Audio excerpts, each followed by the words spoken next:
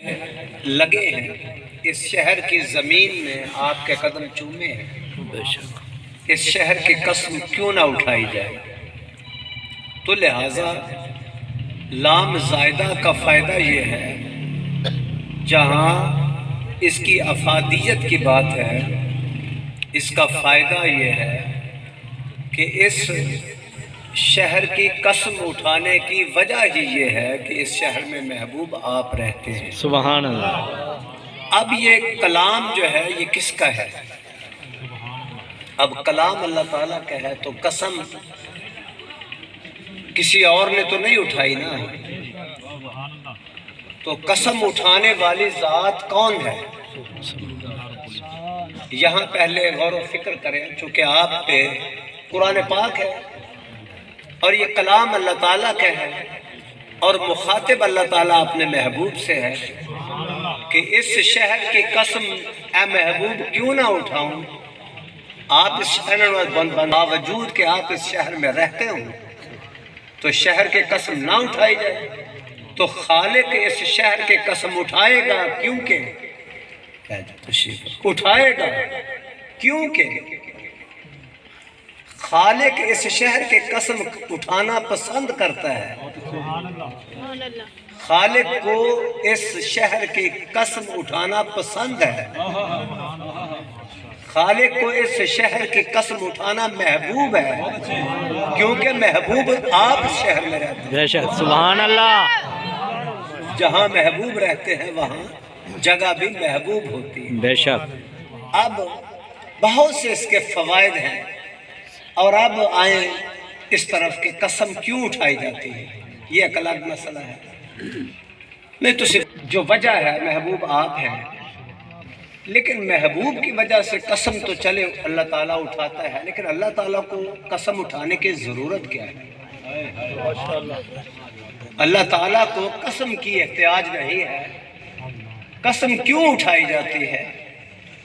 قسم اٹھانے کے لیے ایک ہی وجہ ہے، یا تو اپنے قول کو پختہ کیا جاتا ہے، پکا کیا جاتا ہے، یا پھر قول کو پختہ کرنے کے ساتھ یا پھر اس چیز کا اظہار کیا جاتا ہے کہ اس چیز کے ساتھ میری محبت، میری وابستگی، میرا تعلق بہت زیادہ ہے۔ ٹھیک ہے جی۔ اور یہاں مولانا روم کا جو شعر ہے وہ میں نے آپ کو سنایا ہے کہ حاجت سوگند نیست، کیا بات، حاجت کہتے ہیں ضرورت کو، حاجت راستہ راہ حاجت سوگند نیست، سوگند کہتے ہیں قسم کو، راست کہتے ہیں سچے لوگوں کو، سچوں کو۔ راستہ راہ حاجت سوگند نیست، زاں کے ایشاں راد چشمے روشنیست، اس لیے کہ جو سچے ہوتے ہیں ان کی سر کی دو آنکھیں، ان میں سچائی کی چمک ہوتی ہے، انہیں قسموں کی ضرورت نہیں ہوتی۔ اگر سچوں کو اللہ تعالیٰ سچائی عطا فرمائے، اس کو قسم کی ضرورت نہیں، اس کی آنکھیں بتاتی ہے کہ یہ سچا ہے، تو یہ سچائی کی جو دولت ہے یہ کون دیتا ہے؟ اللہ تعالیٰ۔ تو پھر اللہ تعالیٰ کو اپنا سچ ظاہر کرنے کے لیے قسم کی ضرورت کیوں ہے؟ یہاں مولانا روم کہتے ہیں کہ راستہ راہ حاجت سوگند نیست، تھوڑا سپیکر نہیں صحیح، کلام سچا، اس کی 6666 آیات سچی، لا ریب فیہ، اس میں کوئی شک شبہ نہیں ہے، لیکن کیا ضرورت ہے کہ وہ کہے کہ لا اقسم بہذا البلد، محبوب اس شہر کی قسم کیوں نہ اٹھاؤں؟ بھائی یہ وجہ ہے، ایک تو سچ ظاہر کرنا تھا کہ سچ کو میرا کلام سچا ہے۔ جب کلام سچا ہے تو وہ تو پہلے ہی سچا ہے، تو قسم کی ضرورت ہی نہیں، تو لہٰذا قسم اس لیے نہیں اٹھا رہا کہ اپنے کلام کو سچا ثابت کرے کہ میں بھائی سچا ہوں۔ وہ تو سچا ہے، وہ تو ایک دفعہ کہے سچا ہے، اشارہ کرے سچا ہے، بات اس کی سچی ہے، بات اس کی پکی ہے، بات اس کی بدل نہیں سکتی، قول اس کا ایک ہے، وعدہ اس کا ایک ہے، جو کہہ دیا وہ کہہ دیا، جو جب اس نے کن کہہ دیا سب کچھ ہو جائے۔ رات میں میں نے کہا کن کہے فیکون، پس وہ ہو جائے، تو اسے دوسری بات کرنے کی ضرورت کیا ہے؟ ٹھیک ہے جی، بس کہہ دیا تو کہہ دیا، یس کا مطلب یس، نو کا مطلب نو۔ لیکن اپنے کلام کو سچائی کے لیے قسم نہیں اٹھا رہا، سچائی کے لیے قسم نہیں اٹھا رہا، بلکہ غالب، مرزا غالب وہ کہتے ہیں قسم پیاری چیزوں کی اٹھائی جاتی ہے۔ سبحان اللہ۔ اللہ کے قسم اٹھانے کا انداز یہ بتاتا ہے کہ رب اس شہر کی بھی قسم کھا رہا ہے جس میں محبوب رہتے ہیں۔ بے شک۔ اب محبوب ہیں کہ نہیں ہیں؟ بھائی جب قسمیں اٹھا رہا ہے تو اس کا مطلب ہے یہی محبوب ہے، بے شک، یہی محبوب ہے۔ قسم اٹھانا یہ ثابت کرتا ہے کہ اللہ تعالیٰ کو حضور سے محبت ہے، اور قسم پیاری چیزوں کی اٹھائی جاتی ہے۔ کسے ہونے میں آکو نا کسے بندے نو کھا قسم اپنے کی ضرورت نہیں ہے، لیکن یہ قسم اس لیے اٹھا رہا ہے علماء و محدثین کی روایات کے مطابق اپنی محبت کے اظہار کے لیے، تاکہ لوگوں میں نے کہہ تو دیا ہے کہ یہ میرا محبوب ہے، لیکن قسم اس لیے اٹھا رہا ہوں کہ میرے اس محبوب سے جتنی محبت ہے، محبوب جہاں قدم رکھے مجھے وہ بھی پیاری ہے۔ محبوب سے جو چیز نسبت اختیار کرے مجھے وہ بھی پیارا ہے، اور اس کی یہاں محبوب کی بات نہیں ہو رہی، یہاں صرف نسبت کی بات ہے۔ لا اقسم بہذا البلد وانت حل بہذا البلد، محبوب آپ اس شہر میں ہیں تو لہذا آپ کے شہر کی قسم اٹھانا اس بات کی دلیل ہے کہ یہ شہر جو ہے یہ محبوب تھا اللہ تعالیٰ کو؟ نہیں، اللہ تعالیٰ کو محبوب نہیں تھا۔ یہ کیا تھا؟ اس میں یہ تو بیماریوں کا گھر تھا، مدینہ منورہ جس کو آپ کہتے ہیں مکہ المکرمہ، یہاں تو اللہ کا پاک گھر ہے، تو اللہ تعالیٰ تو اپنے گھر کی قسم کھاتا نہ کہ محبوب کی قسم کھاتا۔ پہلے تو کعبے کی قسم کھاتا کہ یہاں گھر ہے، کب سے ہے بھائی؟ بڑی دیر ہوئی بھائی، ادھر گھر ہے میرا، پہلا زمانہ بنان تو پہلا ہی تک گھر ہے۔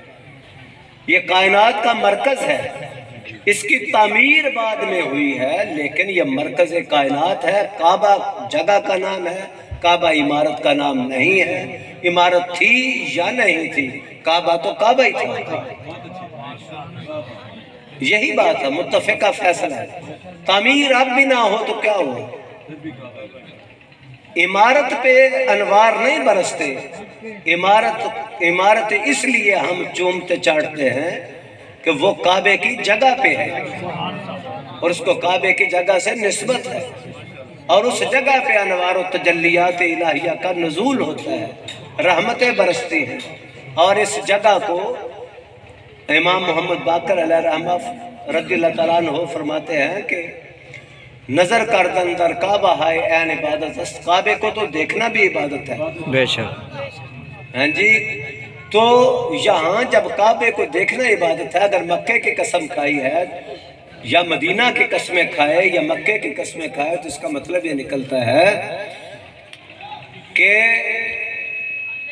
محبوب کی وجہ سے قسم کھائی جا رہی ہے، کعبے کی وجہ سے نہیں، یا محبوب کی وجہ سے قسم کھائی جا رہی ہے، کسی اور وجہ سے نہیں۔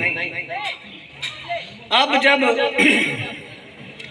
قسمیں کھائی جا رہی ہیں محبوب کی وجہ سے، تو پھر سب سے یہی چیز اہم ہوئی۔ سورۃ الفتح میں اللہ تعالیٰ فرماتا ہے محمد الرسول والذین معہ، تھوڑا سواد کوئی نہیں، تو آگے خصائص ہیں، خصائص کو چھوڑ دیں، نسبت کی بات ہے۔ محمد الرسول اللہ صلی اللہ علیہ وسلم والذین معہ، اب حضور کی بات ہے کہ حضور کون ہے؟ وہ اللہ کے رسول ہیں، اللہ کے محبوب ہیں۔ والذین معہ، اب جو ان کے ارد گرد ہیں اب ان کے خصائص اللہ تعالیٰ نے ان کی پسندیدگی، ان پر انعام، ان کے جناب معاملات، ان کی فضیلت بیان فرمائی ہے، لیکن سب سے پہلے اپنے محبوب کا تعارف کروایا ہے کہ محبوب کون ہے؟ وہ اللہ کے رسول ہیں۔